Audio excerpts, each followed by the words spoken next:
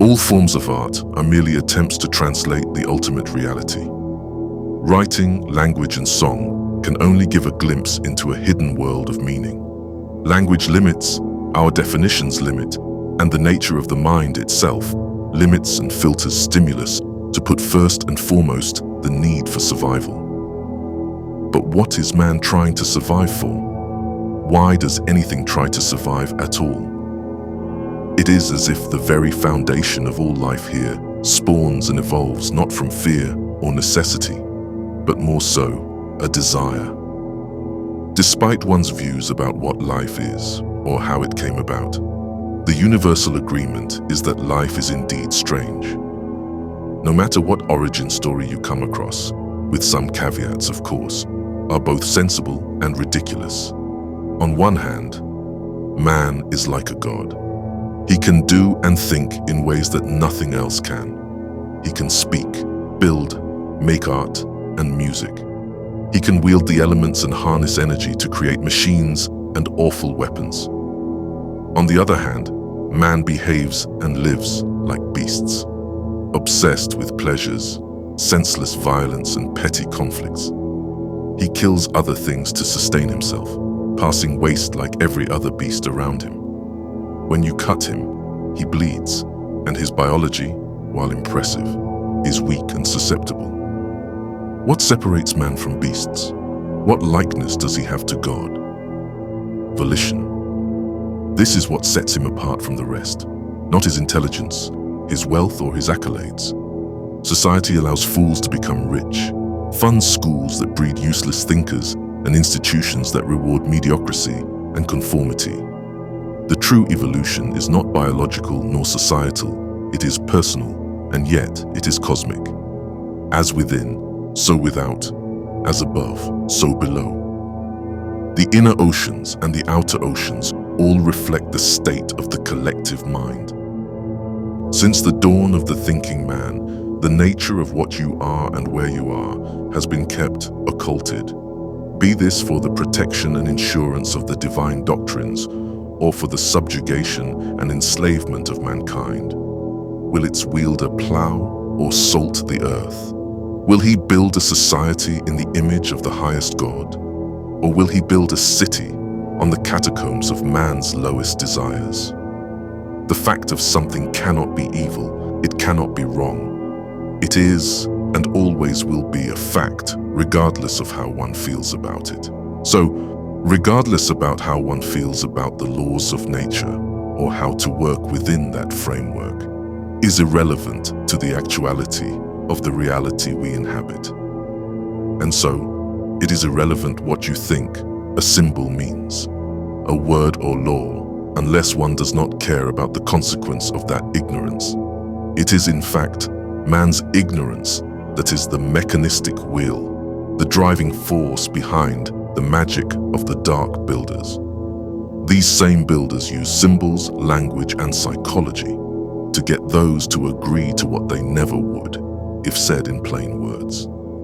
Sigils, rituals, and collective agreements draw power, and that power is used to manifest the reality so desired. We all create this reality collectively, and we are collectively creating our own prison cell, whether we know it or not.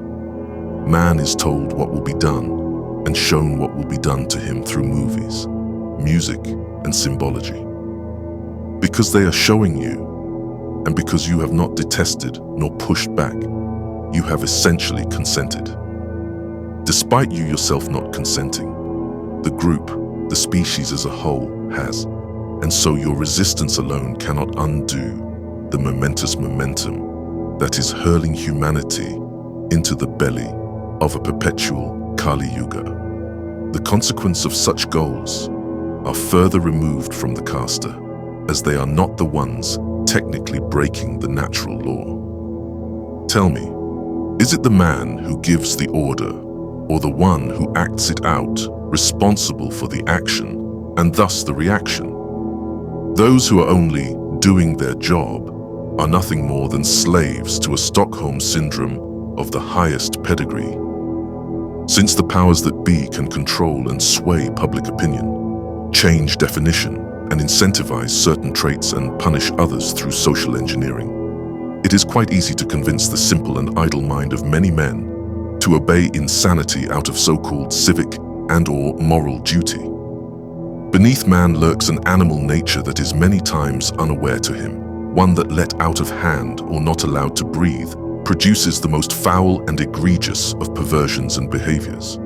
Give man an enemy, a release valve, a socially accepted outlet, and he will commit terrorism in the name of the greater good.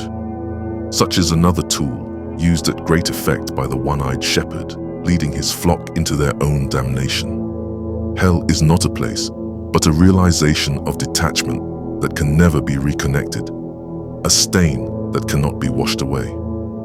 Many times, it is too late to see that one is already on their way to ash, with no wind to carry them upwards towards the heavens. The fool cannot understand it all, the larger scope of things. He cannot see the forest for the trees, and does not understand the trees make the forest. The reality we live is a shared one, all things connected, all things an expression of the same divine thought. We think we know this world, but we only label the reality of things in favor of the illusion of our own world, a dream or nightmare which must be shared by all in this plane. Most of life is about forgetting what you know and obtaining light that bathes our inner eye and thus nourishes the highest self. But most cannot see past the illusion of fear, of pain and pleasure long enough to peek through the keyhole. Their minds, amid an onslaught of environmental toxins, propaganda, slop, sexual perversion, and manufactured hatred, are too anesthetized to ever consider the worlds occulted to them, the depth of the pool, the heights of the sky. And so the fool accepts his own gaslighting. He tells himself that it must have always been that way, failing to understand the predator at his throat, on his television, at his work, and even in his bed. People have been utterly and irrevocably brainwashed, indoctrinated, spiritually, chemically, and mentally abused. They have lost all meaningful self-autonomy and survival instincts. A castrated husk of where a human once glimmered and shone forth divinity. The lemmings have accepted it slowly, be it through repetition, groupthink, moral virtuosity, and/or through an outlet for hate. Give people bread and circuses, and they will never revolt.